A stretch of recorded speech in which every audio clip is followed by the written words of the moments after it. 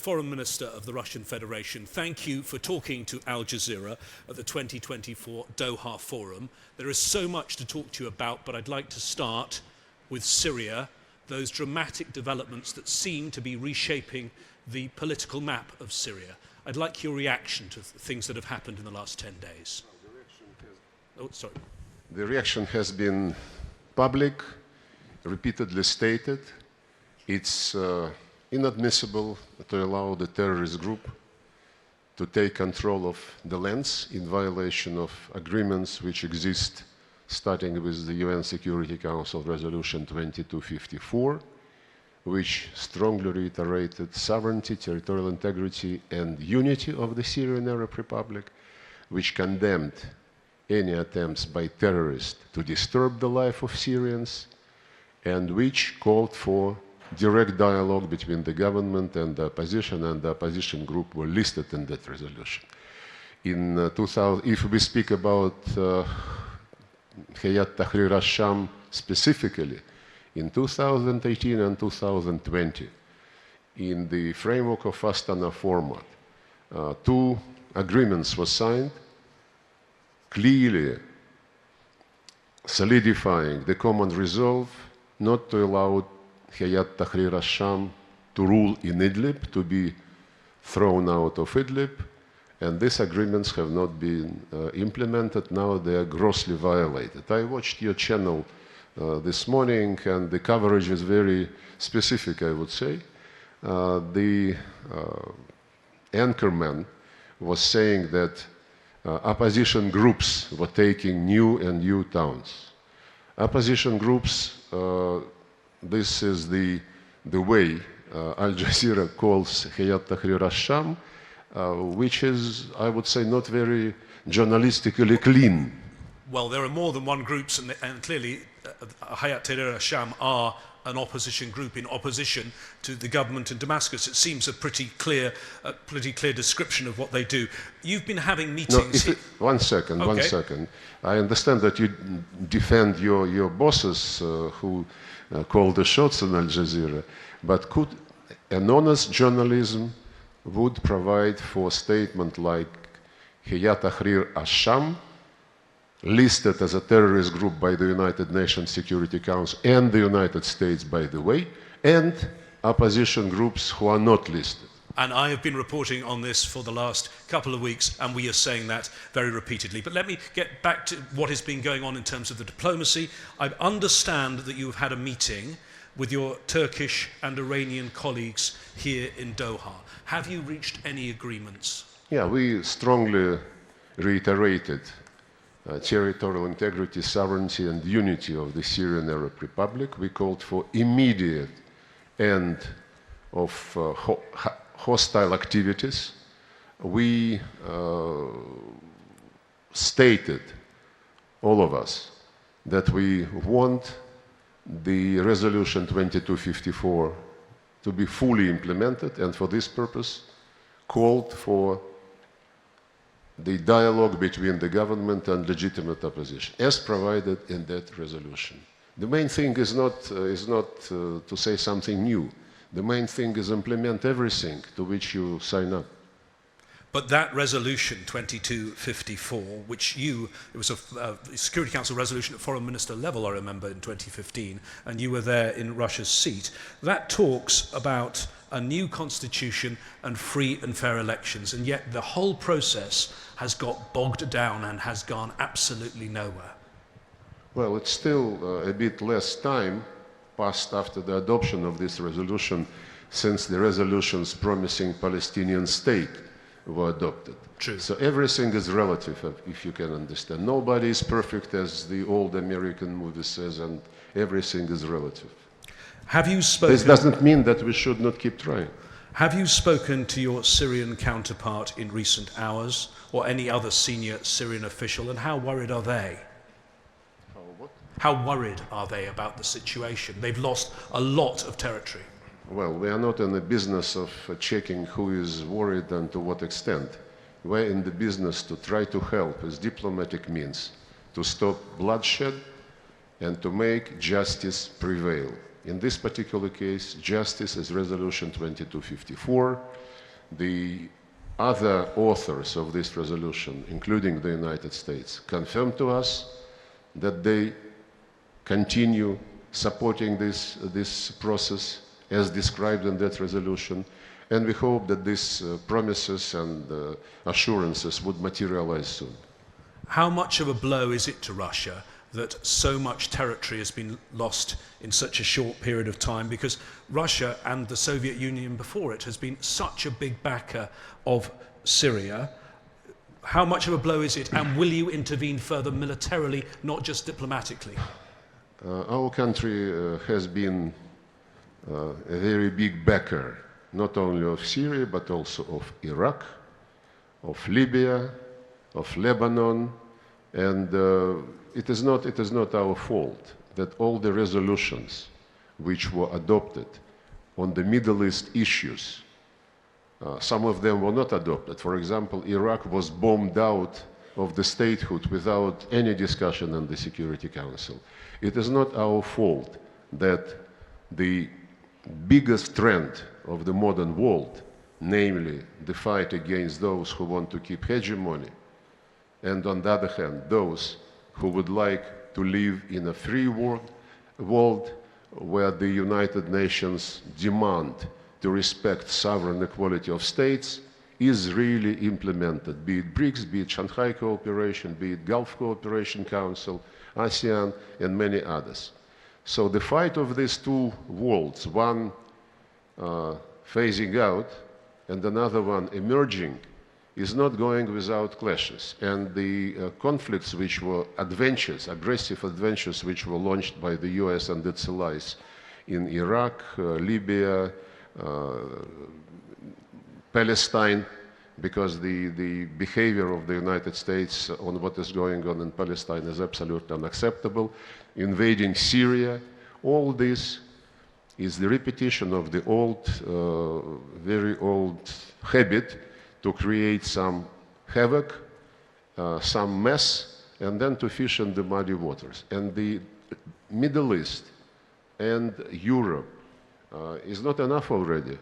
The NATO under the United States command pronounced last year at the summit that the security in Euro-Atlantic is indivisible from the security in Indo-Pacific region. So they already eye the entire Eurasian continent, including South China Sea, Strait of Taiwan, the Korean Peninsula. They are creating NATO-like military blocs. NATO infrastructure is being promoted to the region. This is a reflection of attempts not to allow the hegemony to phase out. But this is a fight against history. So yes, we are very much sorry for the Syrian people who became a subject of another geopolitical experiment.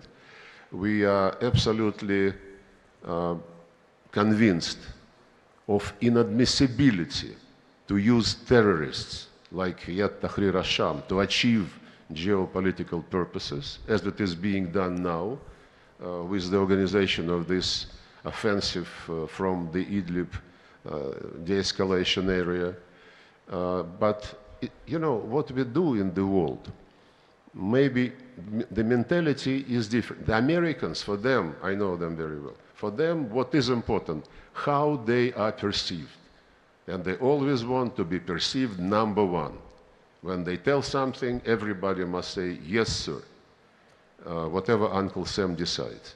In our case, it's not about being concerned with the impression we make on the people. We do things in which we believe.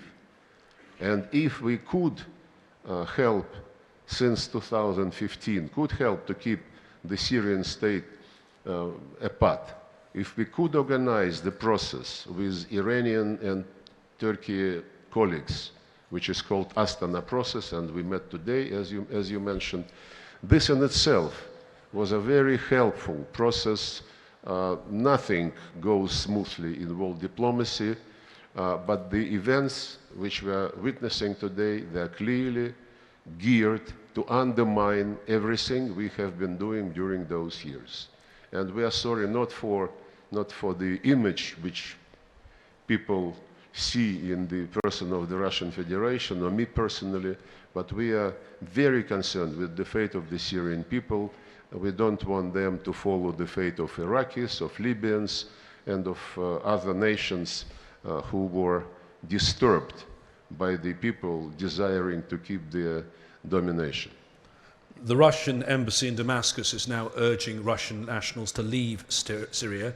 Does that mean that you believe that Assad may not be able to cling on to power? And if that is the case, are you going to try and save him this time? Well, the Western embassies in Kyiv some time ago suggested for the nationals to leave. The embassies in South Korea are doing the same. It's a diplomatic job. I understand that you need some sensation in your interview. Well, I think it's diplomatic job to, you have as journalists to care about facts. I have, among other things, to care about my compatriots. Understood, but the sensation surely is the fact that so much of the territory of Syria has been lost in such a short period of time. Do you think Assad can hold on, and what is Russia going to do militarily? Militarily, Russia helps the Syrian army with the air force, which is based at Khmeimim, and we help the Syrian army to counter the attacks of terrorists. What is the forecast? I cannot guess. We are not in the business of guessing. We agreed today with Iran and Turkey to issue a strong call, which I described, and we would be doing some specific steps to make sure that this call is heeded. You say that Russia has been helping the Syrian military. It clearly has. Are you not frustrated then that it seems in many cases the Syrian military just ran away? It's a bit like when the Taliban took over Afghanistan in 2021, is it not? Well, the Americans have been leaving Afghanistan even more safely, I think. You know, if you want me to try to give my assessment of who behaves how and how this is perceived outside, then this is your right. You are interviewing me, and I think I gave my advice. It seems, however, that you are doing everything to avoid coming to Ukraine. I will come to Ukraine, but I definitely want to talk about the issues in the Middle East first. And I want to come back to Hayat Tahrir al-Sham, which, as you say, was formed from the al-Nusra Front, remains on the UN blacklist. But their leader, Jalani, is now projecting a different tone. He's sending a message to Alawites that they are welcome. Do you think that someone should be talking to him to see if he's telling the truth? Well, first of all, he is projecting this position, as far as I understand, on CNN. And we checked with the Americans whether he is still on the US terrorist list. And they said, yes, he is, in addition to the Security Council terrorist list. So giving him the audience of CNN is already something. As for the promises he is spreading, I never, challenged the English proverb, the proof of the pudding is in the eating. But there are other cases, and there's one obvious one. The Taliban were on a blacklist. They were allied to al-Qaeda, and now in Afghanistan, Russia deals with the Taliban. Things change. We never withdrew our embassy from Kabul. The embassy was staying there throughout the American and coalition occupation, throughout their shameful departure, and we never withdrew the embassy. The Taliban, by the way, they are not as an organization on the UN terrorist list. Several leaders of the Taliban are on the personal terrorist list.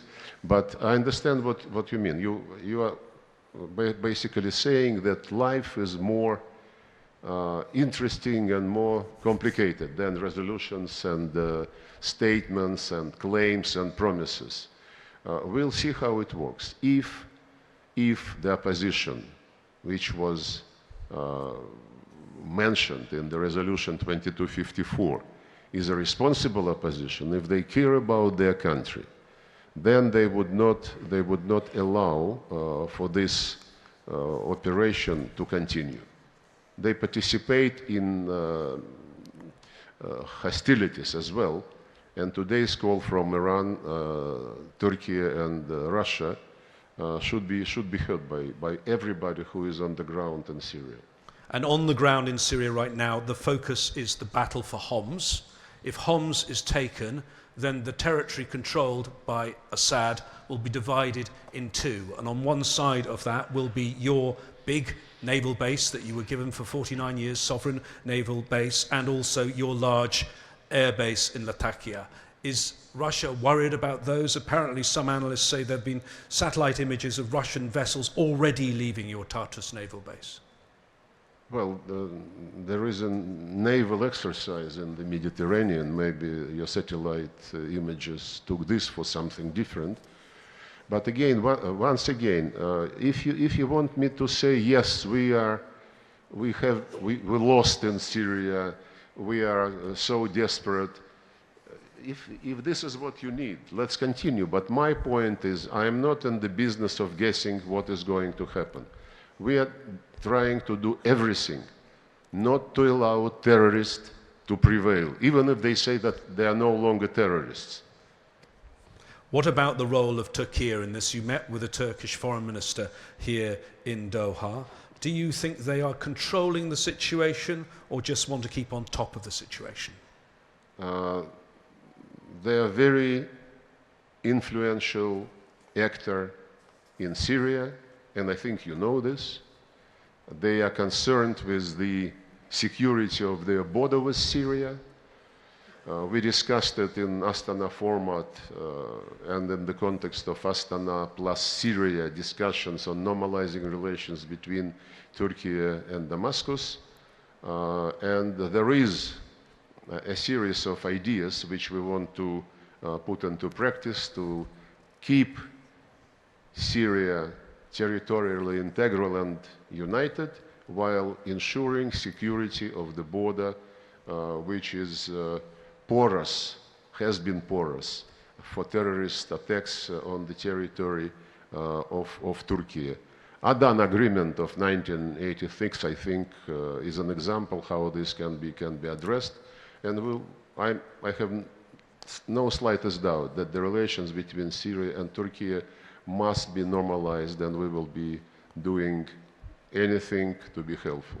To finish on Syria, please, Mr. Foreign Minister, you keep mentioning Resolution 2254. If ever it got to the stage of the ultimate part of that resolution, free and fair elections, hand on heart, you cannot believe, can you, that the Assad family, the Assad dynasty that's run this country for 54 years, has run it throughout this war when 500,000 people have died, that they would be elected in free and fair elections, do you? To get to this point, you said yourself that this is a crowning paragraph of the resolution. Before that, you need to implement what comes before it, including sovereignty and territorial integrity to be respected. The Americans' invasion and occupation of the east of Syria, supporting Kurdish separatists, including on the lands which historically belonged to Arab tribes, exploiting oil and food resources, selling them in the world market and financing the quasi-state they're building there. Do you think it is not an inhibition for free and fair elections throughout Syria? Let's move to Gaza. Over 45,000 people have been killed since October the 7th last year. And as you know, back in June, the 10th of June, 14 members of the Security Council voted for a ceasefire. The US abstained. There should now be a ceasefire. Is there any valid reason, in Russia's view, almost 6 months later, why there is no ceasefire in place now? Because this was a resolution of the quality which we could not support. We did not veto it only because all our Arab friends, including Palestinians, did not want us to. They wanted to give it a try. It mentioned a Biden plan, and the Americans were persuading us during the meeting of the Security Council that this Biden's plan is supported by Netanyahu. We asked to circulate the Biden's plan. They said, oh, no, it's not necessary, trust us, trust me, like Schwarzenegger used to say. So we abstained. And it turned out that the plan does not exist, that Israelis are not committed by anything. So this plan turned out to be one of the rules on which the world order must be based. Rules-based world order. Nothing specific. So with resolution intended not to be implemented, how can we expect that it would? Israel has now killed... No applause? Israel has now killed many of Hamas's commanders.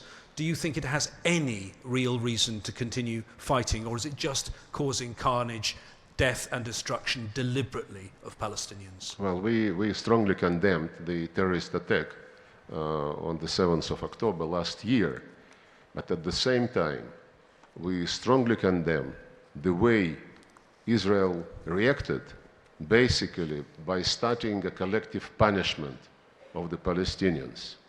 I discussed with some Israeli colleagues this issue, and well, not even in the, I think publicly, either the Minister of Defense or some other official from the cabinet, when asked why don't you take measures, so that you prevent the damage to civilians, peaceful citizens, he said there are no peaceful citizens there in Gaza. As of the age of 3, they are all terrorists. And with this philosophy, and when Antonio Guterres condemned the terrorist attack and then added, but it did not happen in a vacuum. You remember what Israeli reaction was? The former ambassador demanded that Guterres resigns. Eventually, he was declared persona non grata. Unbelievable. And I don't think Israelis are doing good for their own interests, because this notion that they are terrorists when they reach the age of 3 years, well, this is, of course, the figure of speech, but for almost 80 years, generation after generation is growing in the situation of occupation and the situation of blockade. And of course, the parents and the teachers at school, they explain the history of the Palestinian people and what happened in 1948. So unless Palestinian state is created, which was, by the way, a precondition for the creation of Israeli state, unless Palestinian state is created, extremism would be breeding in the region, there is no doubt. And just to say that we will exterminate all Hamas members, I don't think it's a serious pledge. Let's move to Ukraine, and some are suggesting we might be reaching the end game of the war, and certainly there are lots and lots of proposals emerging. Can I put to you President Zelensky's latest proposal, because it seems to have changed. He now seems to be hinting that he might be prepared to freeze the conflict while still claiming all of the territory that he had before, but with a security guarantee rather like the East Germany, West Germany situation, with Western Ukraine being brought under a NATO umbrella. What do you make of that? Is that in any way acceptable to Russia? Some time ago, I stopped following what Zelensky says. He can change his position from A to Z overnight, depending on how he feels at this particular moment. It is not about Korean option, German option or any other option which he calls which he says must be based without any alternative on the Ukrainian terms. Fine, then he should draw a map and see how he can accommodate himself and his fantasies. Many initiatives have been put forward, including this infamous and stupid peace formula by Zelensky, which says Russia must withdraw to 1991 borders. Putin and myself, by the way, must go to the tribunal. Russia must pay compensation. Russia must reduce the size of its weaponry close to Ukrainian border, and so on and so forth. But there are plans not coming from somebody who is inadequate, but from people who would like to help and who are motivated by goodwill, like China and Brazil moved a plan which was subject to discussion in the margins of the General Assembly last September. South Africans were circulating some ideas. League of Arab States visited Moscow a couple of times. Members of the working group they created, contact group they created on Ukraine. None of the initiatives, they're all dictated by goodwill, no doubt. We don't dispute that. But none of them mentions what President Xi Jinping of China proclaimed in his global security initiative, which he made public, I think, in February 2023, not about Ukraine. It's a generic initiative on the principles which you must apply when you address any conflict. And one of the principles says, address and eliminate root causes of a conflict.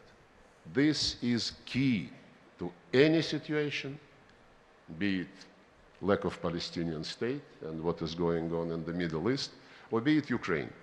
The root causes of the Ukrainian crisis are not mentioned in any initiatives, and I met recently with ambassadors accredited to Russia in Moscow, talk about this to them, and whenever I speak to journalists or to political scientists, I always raise this issue.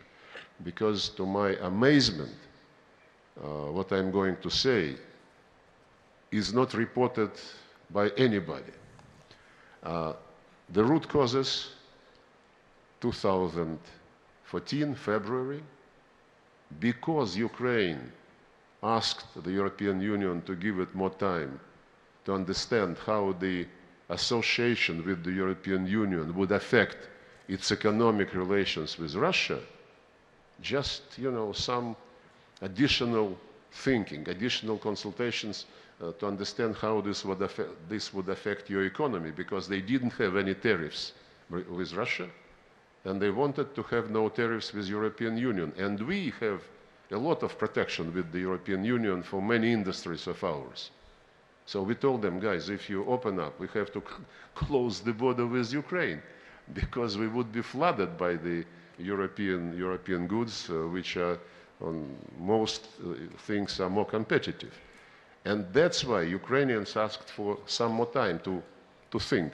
Actually, we suggested to EU and to Ukrainians to have a meeting at 3 and to discuss it. European Union head of the Commission, Mr. Barroso at that time, he said, none of your business. We don't discuss with you our relations with Canada. Anyway, very arrogant. So the request to postpone the consultations was used as the trigger for this Maidan demonstration, which culminated in February 2014. Can I bring you back to the present day now, Mr. Foreign, because we're running out of time? Yeah, I understand that you represent cancel culture. No, not at all. Not at all. Whatever part of root causes you don't like, you want to switch over them. No, I think you explained I'm not going. Well, if we are running out of time, then I was right. Then I was right. You wanted to drown me in Syria. I think these are rather important issues. I addressed it very seriously. Briefly, this confrontation between the president and the government was resolved with Germany, France, and Poland witnessing and guaranteeing the deal between the government and the opposition, and next morning they took all administrative buildings. And the deal signed the night before said we create a government of national unity and go for early elections. And when they took the administrative building, they said, please congratulate us. We created the government of the winners, not of national unity, winners. Then they said, their first announcement was, we will cancel the status of the Russian language. They sent armed groups to take Crimean parliament. That's how it started. But this all is cancelled. We were only accused, you annexed Crimea. No attention to the fact that Crimeans held referendum. They said territorial integrity.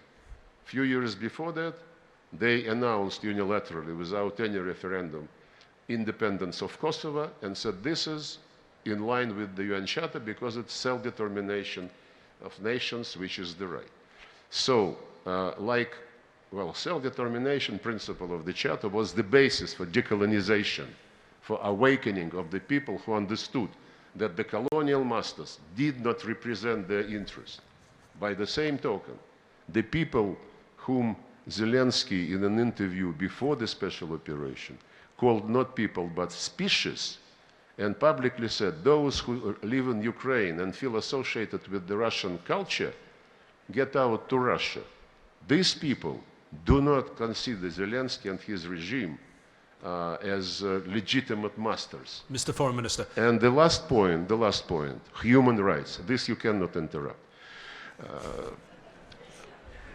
Article 1 of the United Nations Charter says you must respect human rights of everybody, irrespective of race, gender, language, or religion. In Ukraine, since 2017, 5 years before the special operation started, they passed legislation, piece by piece, exterminating legally Russian language at all stages of education. In media, Russian TV outlets were closed. Ukrainian TV companies who were broadcasting in Russian were closed. They were storming libraries and throwing out books in Russian language, like Hitler did. And then recently they passed a law prohibiting the canonic Ukrainian Orthodox Church, thus violating the Article 1 of the Charter, which prohibits discrimination on the basis of language or religion. Our Western brothers and sisters, who on any occasion, on something which is happening in any part of the globe, including Antarctic, with penguins and others, put human rights on top, they never mumbled human rights in relation to Ukraine, whether a racist regime has been breeded by them. So those are the root causes, and I hope the people who sincerely interested in promoting some solution and would be drafting some initiative would concentrate on the things which I mentioned, including, of course, non-NATO situation, because NATO wanted to create a stronghold in Ukraine with the plans to build naval bases on Sea of Azov and on the Black Sea. They were eyeing Crimea, and when all this was stopped, you see, the reaction is really hysterical. Foreign Minister, my final question. We have the ATACMS missiles being used by the Americans. We have Russia now using its new hypersonic missiles. We have lots of nuclear talk. How dangerous is this moment right now, in your view, in your long career as a person at the top table of global diplomacy? And do you hope that the arrival of the Trump administration can turn the page? Well, I cannot speculate about the policies which the Trump administration would eventually formulate. There are many rumors, many testing ground statements. As regards the danger, it is dangerous. And I hope you can at some point interview somebody from the Biden administration, because everything they do indicates that they persuade Europeans not to believe in Russian red lines. They push them farther and farther, providing an example like ATACMS to make the French and the British with the Scalp and Storm Shadow missiles more aggressively involved. They also pressure the Germans with Taurus, as far as I understand. And, you know, once Mr. Kirby, who is strategic, communicator of the communications at the White House, he was asked whether the US is concerned about possible escalation. He said, yes, we are, because if nuclear weapons are used, Europe would suffer. Mentally, he cannot even think about the fact that the US can suffer. With this mentality, it's very reckless for the current administration to push and push and push Europeans to the brink. So I hope reason would prevail. There are wise people in the United States, and we hope that they would be taking the final decision and not those who play with fire. Sergei Lavrov, Foreign Minister of the Russian Federation, thank you for talking to Al Jazeera at the 2024 Doha Forum. Thank you, Foreign Minister. Thank you for your time. Thank you very much.